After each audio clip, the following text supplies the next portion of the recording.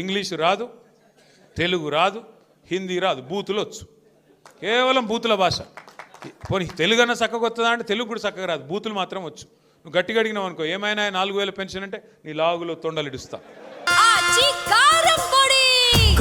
అదరగొట్టే కారం రంగు రుచి ఆచి కారం పొడి. 2500 ఏదయ్యా బాబు నువ్వు చెప్తివి కదా అంటే నీ గుడ్లు వీకి గోటీలాడతా. రైతు బంధు ఇస్తా అంటివి కదా, ఏమైందా స్వామి అంటే నీ పేగులు తీసి మెడలు వేసుకుంటా. ఇంకో డైలాగ్ నేర్చుకున్నాడు, పండబెట్టి తొక్కుతా. నిజంగానే పండబెట్టి తొక్కుతున్నాడు, కరెక్టే. ఎవరిని తొక్కుతున్నాడు? మొత్తం రియల్ ఎస్టేట్ను వండబెట్టిండు, మొత్తం మీ రంగారెడ్డిలోని తొక్కుతున్నాడు. ఇది వాస్తవం. రియల్ ఎస్టేట్ను పండబెట్టిండు, తొక్కుతున్నాడు 2 ఏళ్ళకెళ్ళి. అడ్డమైన అబద్ధాలు చెప్పి ఇవాళ ప్రజల్ని మోసం చేసి అధికారంలో కూర్చున్నారు.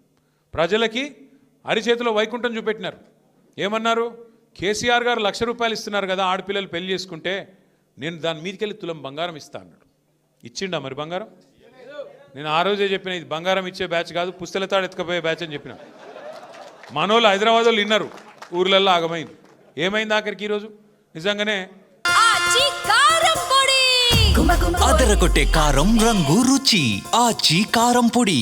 ఎక్కడికక్కడ తాకట్టు పెట్టి, ఆస్తులు తాకట్టు పెట్టి, పేపర్లు పెట్టి అప్పులు తెచ్చుకునే పరిస్థితి, బంగారం ఏమైనా ఉంటే కుదబెట్టే పరిస్థితి. ఇలా మళ్ళొకసారి ఆ పరిస్థితి వచ్చింది.